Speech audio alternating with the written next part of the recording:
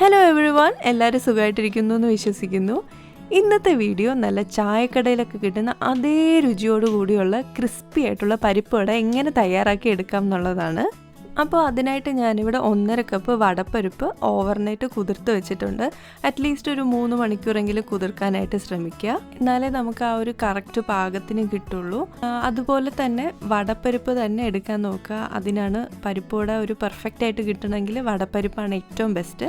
അപ്പോൾ ഇനി ഞാൻ ആ കുതിർത്ത് വെച്ച പരിപ്പിൽ നിന്ന് 2-3 ടേബിൾ സ്പൂൺ മാറ്റി വയ്ക്കുന്നുണ്ട്. അത് പിന്നീട് മുഴുവനെ ചേർത്ത് കൊടുക്കാനാണ്.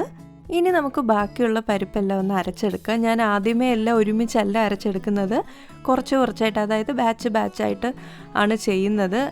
ഇനി അതിലേക്ക് 10 വറ്റൽമുളക് ആഡ് ചെയ്ത് കൊടുക്കാം. അതിനുശേഷം ഒരു ചെറിയ ഇഞ്ചിയുടെ കഷ്ണം, 3 വെളുത്തുള്ളി, 1.5 ടീസ്പൂൺ പെരിഞ്ജീരകം, ഇത്രയും ചേർത്ത് മിക്സിയിലൊന്ന് അടിച്ചെടുക്കാം. ഇനി കൈ നല്ല വൃത്തിയായിട്ട് കഴുകിയതിന് ശേഷം നമുക്കിതിനെ ഒരു പാത്രത്തിലേക്ക് മാറ്റിയിട്ട് അതിലേക്ക് 10 ചെറിയ ഉള്ളി ചെറുതായിട്ട് അരിഞ്ഞത് ആഡ് ചെയ്ത് കൊടുക്കാം.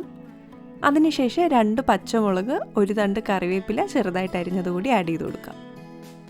ഇനി അവസാനമായിട്ട് 1.5 ടീസ്പൂൺ ഉപ്പ് കൂടി ചേർത്ത് നമുക്ക് നന്നായിട്ട് ഇതൊന്ന് മിക്സ് ചെയ്തെടുക്കാം.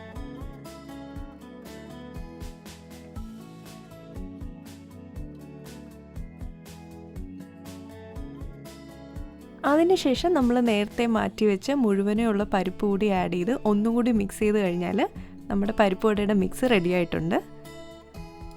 ഇനി നമുക്ക് ഇതിനെ ഒന്ന് പരിപ്പ് വടയുടെ ഷേപ്പിൽ എങ്ങനെ വൃത്തിയായിട്ട് ഷേപ്പ് ചെയ്തെടുക്കാൻ നോക്കാം.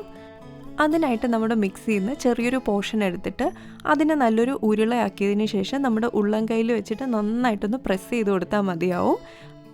ഈ ഒരു രീതിയിൽ നമുക്ക് പരിപ്പ് വട പെട്ടെന്ന് തന്നെ ഷേപ്പ് ചെയ്തെടുക്കാവുന്നതാണ്. ഞാനിവിടെ ചെറിയ പരിപ്പ് വടയാണ് ഉണ്ടാക്കുന്നത്, അതാവുമ്പോൾ നല്ല ക്രിസ്പി ആയിട്ട് കിട്ടും. ഇനി നമുക്കൊരു പാത്രത്തിലേക്ക് ആവശ്യത്തിന് എണ്ണ ഒഴിച്ച് എണ്ണ ചൂടാവുമ്പോഴേക്കും നമ്മുടെ പരിപ്പ് വട ഓരോന്നായിട്ട് ഷേപ്പ് ചെയ്ത് ഇട്ട് കൊടുക്കാം.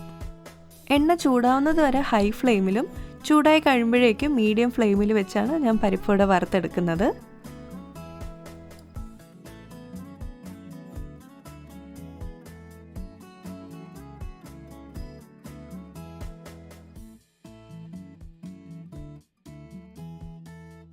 അപ്പോൾ ഇനി നമ്മുടെ പരിപ്പ് വട എല്ലാം ഒരു ബ്രൗൺ കളറായി വരുമ്പോഴേക്കും നമുക്ക് കോരി മാറ്റാവുന്നതാണ്. ഇതുപോലെ ഓരോരോ ബാച്ചായിട്ട് എല്ലാ പരിപ്പ് വടയും നമുക്ക് വറുത്തെടുക്കാവുന്നതാണ്. അപ്പോൾ ഇത്രയേ ഉള്ളൂ, വളരെ സിമ്പിളാണ്. പരിപ്പൊന്ന് കുതിർത്ത് വെച്ചാൽ നമുക്ക് വളരെ സിമ്പിളായിട്ട് ഉണ്ടാക്കി എടുക്കാവുന്നതേ ഉള്ളൂ. വെറുതെ ചായക്കടയിൽ പോയി പൈസയൊന്നും കളയേണ്ട ആവശ്യമില്ല. നമുക്ക് വീട്ടിൽ തന്നെ എല്ലാം പ്രിപ്പയർ ചെയ്തെടുക്കാവുന്നതാണ്. അപ്പോൾ എല്ലാവരും ഈ ഒരു റെസിപ്പി ട്രൈ ചെയ്ത് നോക്കുമെന്ന് വിശ്വസിക്കുന്നു. വീഡിയോ ഇഷ്ടപ്പെട്ടെങ്കിൽ ഒന്ന് ലൈക്ക് ചെയ്തേക്കണേ, ചാനലൊന്ന് സബ്സ്ക്രൈബ് ചെയ്തേക്കണേ, ഫ്രണ്ട്സിനും ഫാമിലിയും ഒക്കെ ഒന്ന് ഷെയർ ചെയ്തേക്കണേ. അപ്പോൾ ഇത്രയേ ഉള്ളൂ. See you in another video. By.